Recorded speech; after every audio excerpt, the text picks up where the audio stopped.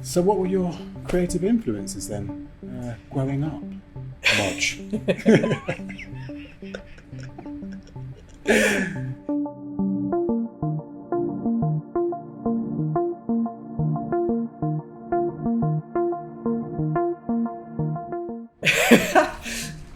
We're laughing because we're having this conversation as brother and sister that we've never had.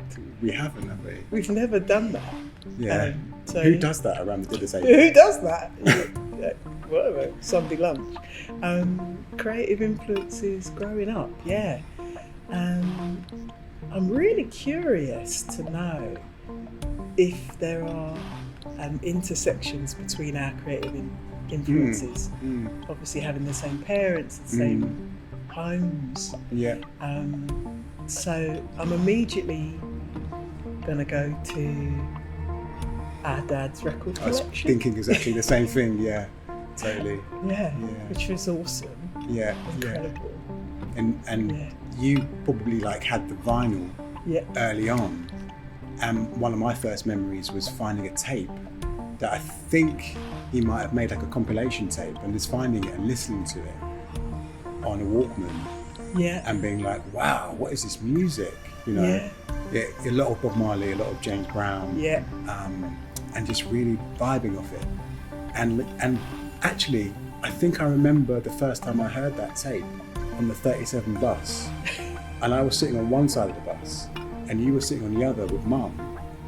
And I had the headphones on and going like, wow, this music's amazing. Yeah. So. Yeah, that's really cool.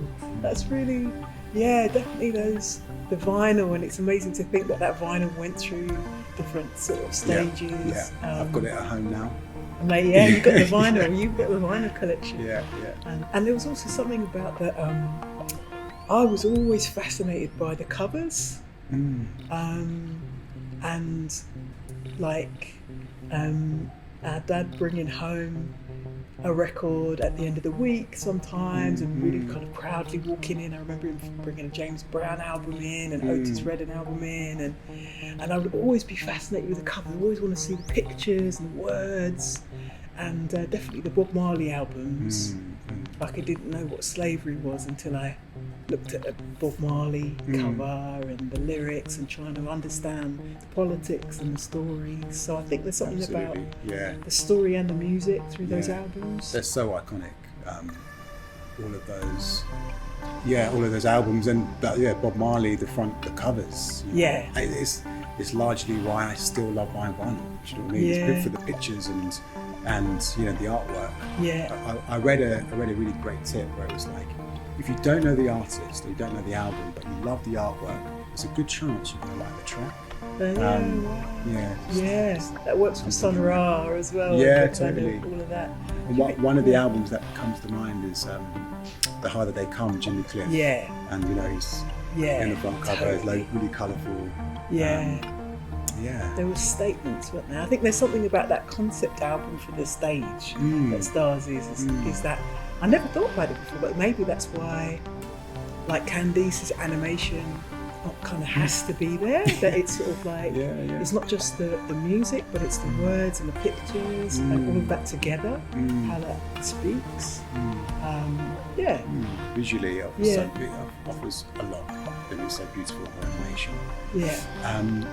And in individual creative influences. Yeah, like people. Because I often, our cousin as well, I think of Dot.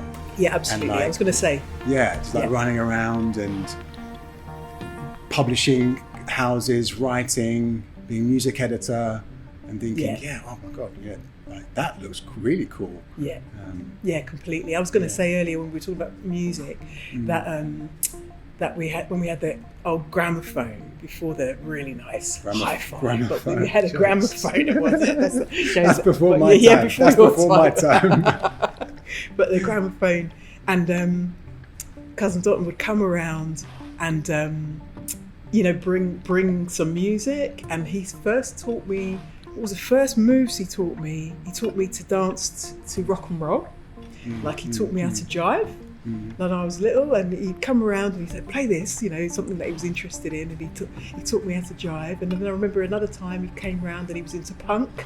Yeah. And he taught me to pogo, and he was like, had played all this music in Sweden and been in a punk band. He was teaching me what to pogo is. And I remember another time he came around and he taught me how to skank, because he got into his reggae, and that's how I learned to skank. And absolutely, Dotton's influence in his music, and also his, just that starting his own publishing house with Steve Pope, and just the kind of, you can't wait for the man to call you, make it happen.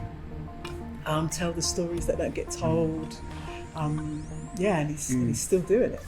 I still remember he bought me 2 cassette tapes again, De La Soul, 3 Feet High and Rising, and Boogie Down Productions, My Philosophy, KRS-One.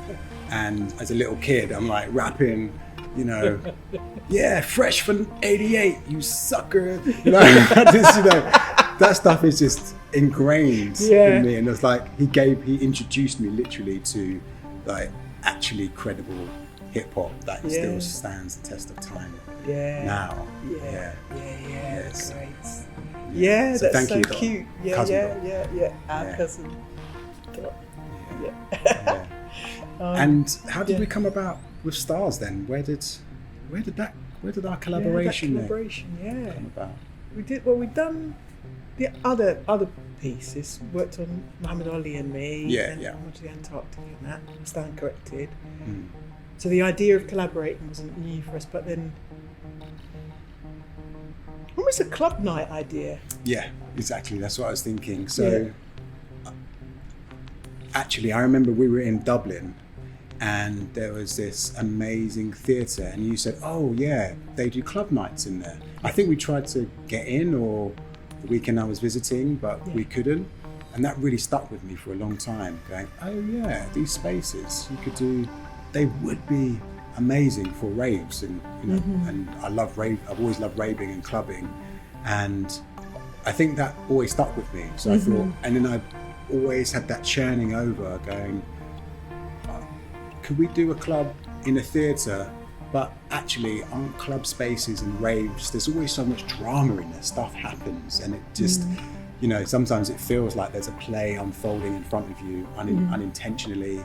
And sometimes some really great clubs and raves kind of do that. There's performances in there, there's dancers, and you know, they curate the night that way. And so I really wanted to maybe try and do something like that. And I think we spoke about it. We spoke about it and did a couple of nights and tested out the idea. So we did ADEBAYOS. We did a couple of those at the Yard in Hackney.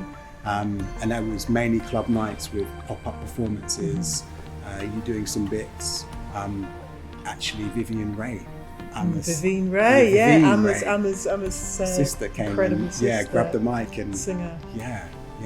Which was, so that was, I think, when we started to go, okay, this could work. And I don't know if you'd actually seen me DJ like in a club space that many times before. No, I think that was the first time I saw you DJ. I think that was the first time I saw you DJ. There's a couple of house parties, but but it's the first time in a club. Yeah. I didn't realise you were good. I know, that's basically what you said. You were like, oh yeah, you were all right. I was like, God, yeah. But what about books then? Stories, influences? And influences, I mean, yes. One of my first memories of like having a story read to me is actually from you. Reading, I think it was The A-Team book or something. At night. It should have been James Baldwin or something. No, it wasn't. No, it did have B.A. Baracus in it. You know, he was like my hero. So funnily enough, and like storytelling and enjoying stories, and you were probably half performing them while reading them. You know, as Big Sister.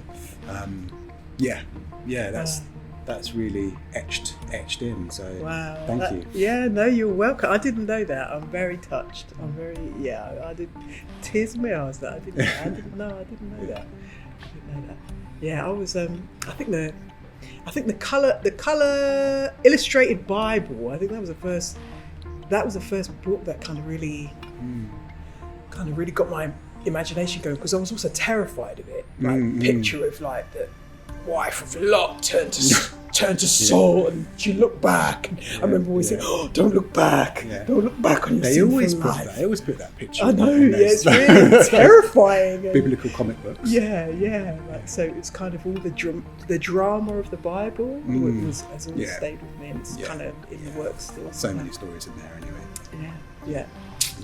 Yes. So here we are then. Here we are. Stars. How's it going for you? How is it collaborating with your sister? Oh, well, I love it. No, it's been great. It's been great. I mean, it's been churning for so long now, hasn't it?